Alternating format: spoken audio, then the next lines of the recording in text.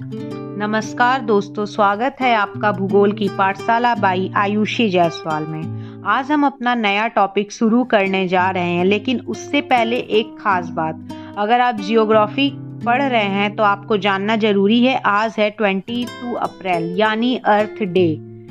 अर्थ day हर साल 22 अप्रैल को मनाया जाता है ताकि हम सबको याद दिलाया जा सके कि पृथ्वी हमारी माँ के समान है और इसे बचाना हमारी जिम्मेदारी भी है।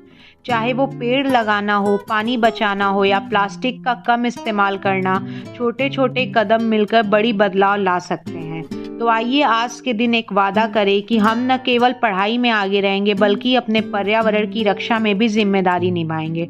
अब चलिए शुरू करते हैं अपना आज का टॉपिक। हमारा आज का टॉपिक है इन्वायरमेंटल डिग्रेडेशन। इन्वायरमेंटल डिग्रेडेशन होता क्या है? Environmental degradation means the deterioration or damage of the natural environment when natural resource of the environment such as water, air, soil get spoiled. It is called degradation. Environmental degradation का मतलब है प्राकृतिक पर्यावरण का खराब होना या उसका डैमेज होना।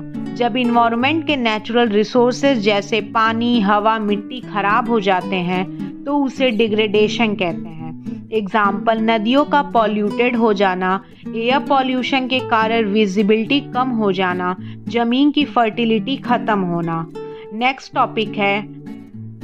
हमारा नेक्स्ट टॉपिक है environmental degradation due to industries. Deforestation for factory setup, overuse of groundwater and fossil fuels, climate change due to greenhouse gas emission and loss of biodiversity। ये 4 मेन पॉइंट हैं। जब industries कहीं locate होती है तो इसकी वजह से हमारे इन्वायरमेंट को बहुत समस्याएं होती हैं, जिससे इन्वायरमेंट डिग्रेडेशन होता है, जिससे हमारा पर्यावरण खराब होता है। क्योंकि फैक्ट्री लगाने के लिए लोग अधिक से अधिक डिफॉरेस्टेशन करते हैं, इससे over use of ground water होता है और फॉसिल्स फ्यूल्स का बहुत इस्तेमाल होता है। एंड इंडस्ट्रीज से जो गैसेस निकलते हैं, ग्रीन हाउस गैस इमिशन, जिससे क्लाइमेट चेंज होते हैं, जिसकी वजह से हमारी बायोडाइवर्सिटी भी लॉस होती है। ये सब मेन प्रॉब्लम्स हैं इंडस्ट्रीज जब लगती हैं। तो हमारा नेक्स्ट टॉपिक है measures to reduce industrial problems. Cleaner technology, treatment of waste, recycling and reuse, adoption of ZLD, proper site selection and strict laws and monitoring. अब हम इन पॉइंट को एक्सप्लेन करेंगे। Cleaner technology means use of eco friendly raw materials and cleaner fuel like CNG and electricity. इन सब का हमें अधिक से अधिक इस्तेमाल करना चाहिए। And second, treatment of waste, primary, secondary and tertiary treatment of industrial influence before disposal, recycling and reuse, reusing wastewater, recycling metals, paper, plastic, reduce burdens. Adoption of ZLD. ZLD means zero liquid discharge. Ensure that no liquid waste is discharged outside the factory. Proper site selection. Industries should not be set up near rivers, forests or densely populated area. Strict law and monitoring. Government rules like environment protection act जो है 1986 में आया था, उसके rules को follow करना। And regular monitoring and fines for violating pollution norms. And next topic है how to control environmental degradation.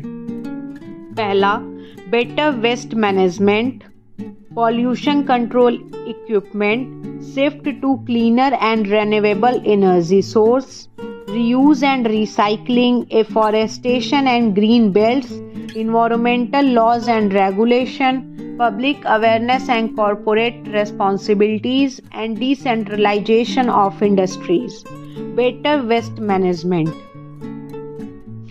Better waste management में सॉलिड, लिक्विड और गैसियस वेस्ट का प्रॉपर ट्रीटमेंट और डिस्पोजल जरूरी है, जिसमें primary treatment, secondary treatment and tertiary treatment शामिल है। प्राइमरी ट्रीटमेंट्स में physically filtering of waste, secondary treatment biological treatment with bacteria, tertiary treatment chemical treatments to make water reusable. Result क्या होगा? Water bodies are protected from industrial discharge.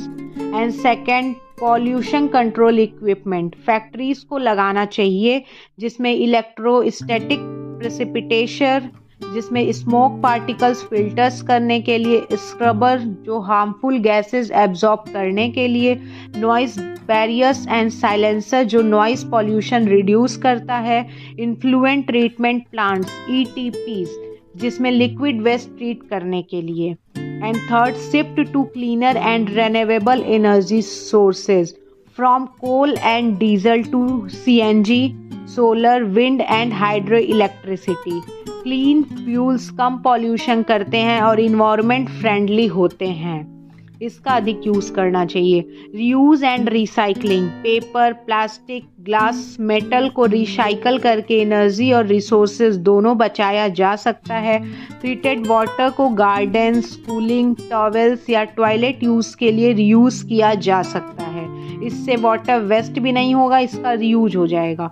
Afforestation and green belts, industries के आसपास green belts बनाए जाएं। Trees dust, noise और carbon dioxide को absorb करते हैं। ये लोकल क्लाइमेट भी बैलेंस करते हैं, इसलिए जहाँ इंडस्ट्रीज हो वहाँ पे हमें अधिक से अधिक मात्रा में पेड़ लगाने चाहिए। And sixth, environmental laws and regulation, environmental protection act जो 1986 में आया है, जिसमें strict rule for pollution control रखा गया। इंडस्ट्रीज़ को रेगुलर ऑडिट्स और इंस्पेक्शन से मॉनिटर किया जाता है।